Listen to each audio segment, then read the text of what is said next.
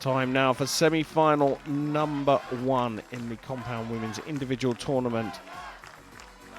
Ipek Tomruk from Turkey, the 20-year-old world number 21, taking on the 23-year-old world number 7, Andrea Becerra.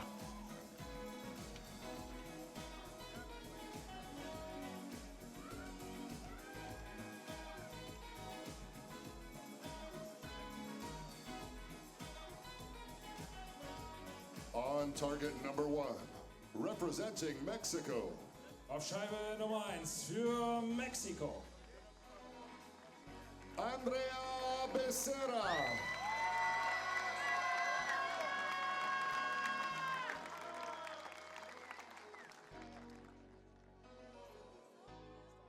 On target number 2, representing Turkey. Auf Scheibe Nummer 2 für die Türkei.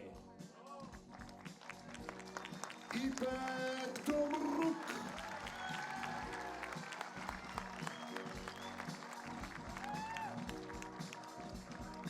The line judge for this matchup is Und die Kampfrichterin für dieses Match ist Katerina Konchalova.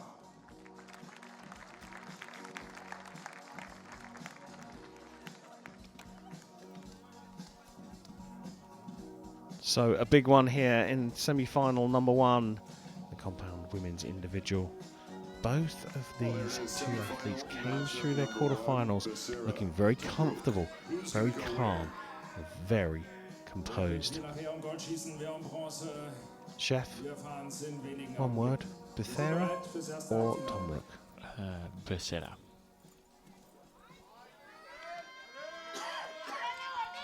That is based on how she shot her semi-final, or quarterfinal in the Elite 8, and also how she's just been shooting in the last year or so. A bit more convincing, a bit more consistent, and a bit more steady than what we saw from Ipek Tomruk.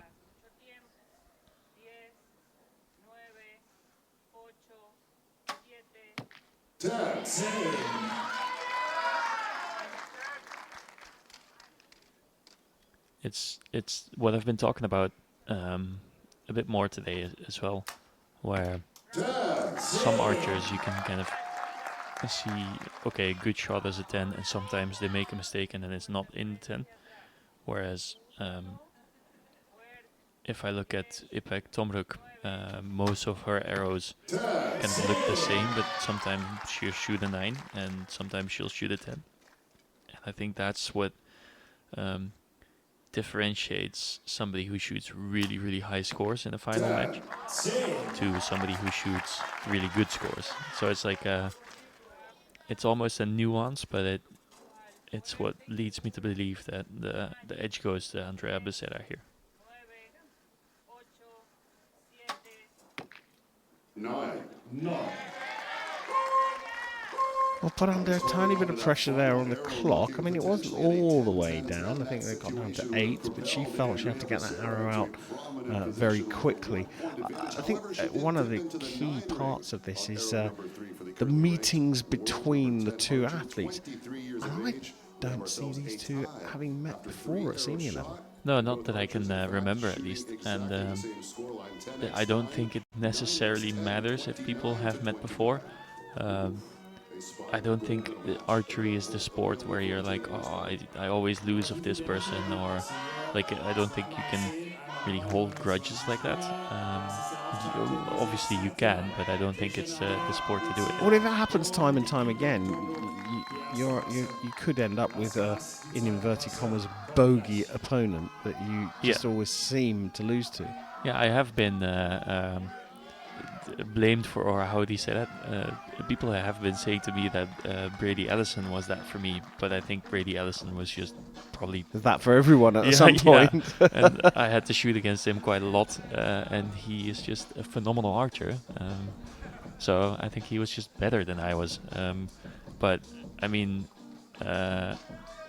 it's not like, let's say you're doing tennis or maybe fencing, somewhere where you have like a direct opponent.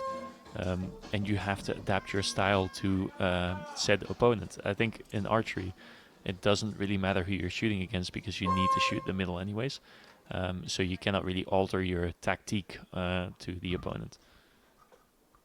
Well, 29 apiece here as we go into the second end. Ooh. 9.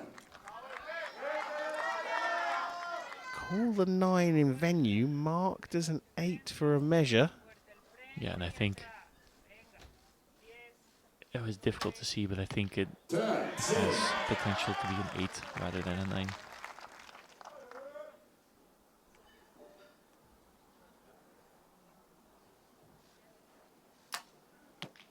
10. Now that I had a second look at it, I think it's a 9 as well. So I agree with the stadium announcer.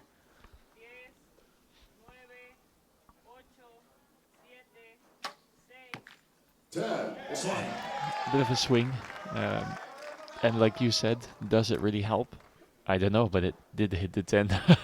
Yeah, the Bokondo 9. not looking so happy as she was earlier on today. We think it's a 28 here in commentary. Marked as a 27 at the moment. 10. 10. And a perfect from Becerra, and perhaps your prediction coming true. A 3-point swing at the moment, provisionally. It could end up being a 2-point swing. But for the first time today, we're seeing a little bit of frustration from Tomruk. Yeah, frustration or maybe disappointment. I wouldn't say she looks mad at herself, more disappointed. And I think the best way to go about it now for her would be to just think, okay, I have a 3-point deficit. It's only 1 point per end, essentially. If she can gain back or regain 1 point per end, she's still in for the shoot-off. So all she needs to do now is just focus on the task at hand and not dwell on the arrows that haven't gone into the middle. Well, we got a close-up of that target, and we'll find that that arrow was marked up to a 9.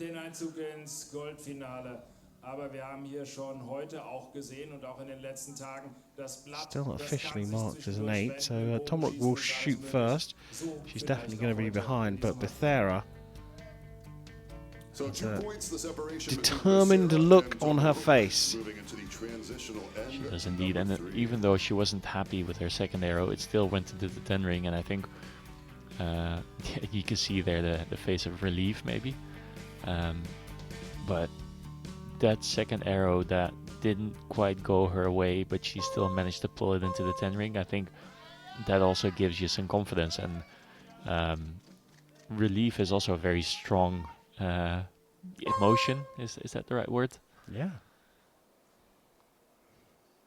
Tomruk shooting first in the third. 10. Yeah, and only 2-point difference now after that 8 has been awarded or upgraded to a 9.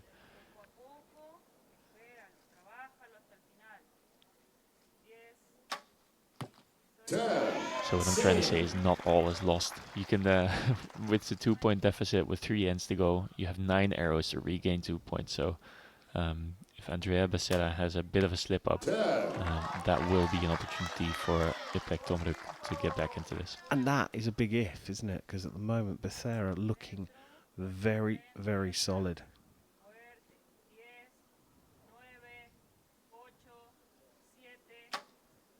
She does and she doesn't at the same time, because she does look really solid, but you could see here in this shot that there was a bit of movement in her bow. You could see her stabilizer kind of go up and down. So I think maybe she's a bit bothered by the nerves of getting into the gold medal match at the World Championships. So it's rightfully so. Yeah, if you're she not should nervous feel a at bit this nervous, point, yeah, then you're not taking it seriously enough. 29 maintains the lead for Becerra.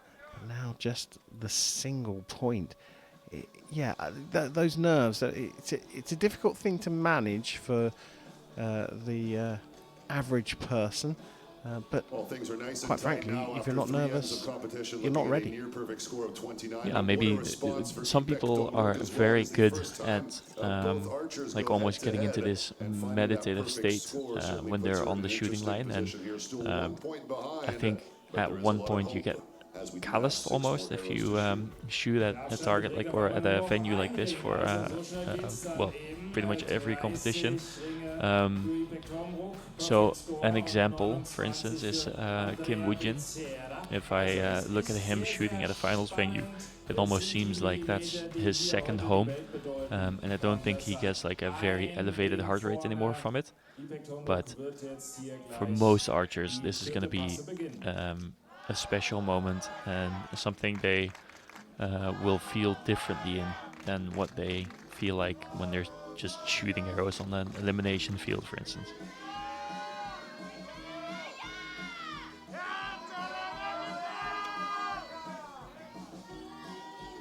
Well, they've got to handle it here.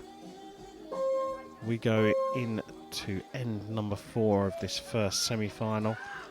Angela Ruiz looking on in support of Andrea Becerra. But it will be Ipek Tomruk to shoot first, trailing by that single point.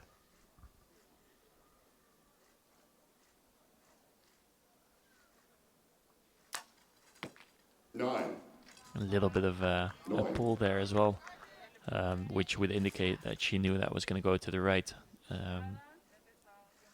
For a right-handed archer, if your sight is on the right of the center while you shoot, you kind of want to pull your bow to the left. Whereas if you're on the left-hand side of the center, you kind of push your bow to the right. So it's you can quite clearly see sometimes where the side pin is at the moment of release. So archers will typically react some way or another.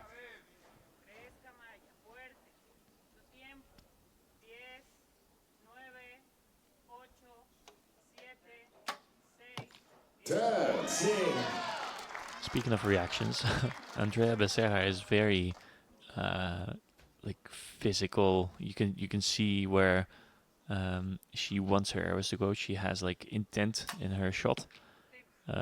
Whereas sometimes you see an archer and they just shoot their arrows and see where they land. Right now she has the opportunity to extend her lead again to a 3-point difference, which is a massive difference going into the final round. That is a perfect score. Höchstringzeit 30 Ringe. It's softly with Becerra though, isn't it? It's not loud and brash and screaming and trying to distract your opponent. She's just going through her process. Yeah, but her process does involve, a lot of throwing her bow around, and like you can see some archers kind of like hang into their shot and let it happen and see where it ends up. And you can see that she is just like she is almost forcing her arrows to go into the 10 ring. It's a bit of a different. You can see like the intent in her face, right? Whereas some archers, it's just like they're standing there and they're waiting and it goes off and it's fine. So it's deliberate, yeah, maybe that's the word I was looking for. Yeah. And it's not like one is better than the other.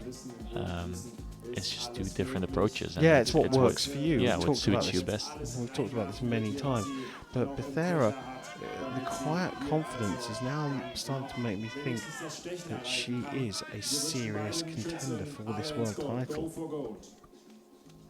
Yeah, also just looking at raw scoring, obviously Jyoti Venom shot at 149, Aditi Swami shot at 148, and then X in the shoot-off. So just raw scoring, they have been shooting better than what Becerra has been doing. But she is on for a 148 if she shoots the perfect score here. And I still believe she could have shot a 148 with a bit more pressure in the first match today in the Elite 8. So I think she has a good shot at this if she gets this final end.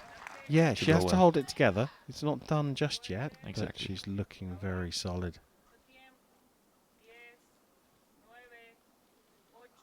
Time pressure again on Becerra, and she's done that every time the coach counts down. I think the coach perhaps should start at 5 rather than 10. Well, or Becerra feels more comfortable knowing how much time she has left exactly. Because in my instance, on a finals venue, I would know that I would go into the like less than 10 seconds left, so I wouldn't ask my coach to count down. I would want to hear 5 down or from 5 to 0. But in a normal situation, like in a normal match play where you have a bit more time, typically 30 seconds per arrow, I would like to know when I had 10 seconds left as well, so I can prepare my shot properly. So Becerra needing an 8 to progress through to the compound women's individual final. Into the 10 for a 29. There were 2 perfects in her run through the semi-finals, but she has taken this very, very confidently. A 147 out of a potential 150. He's got 144, I should say. He plays a 137. A confident, quietly confident win for Andrea Becerra. The Mexican is a contender.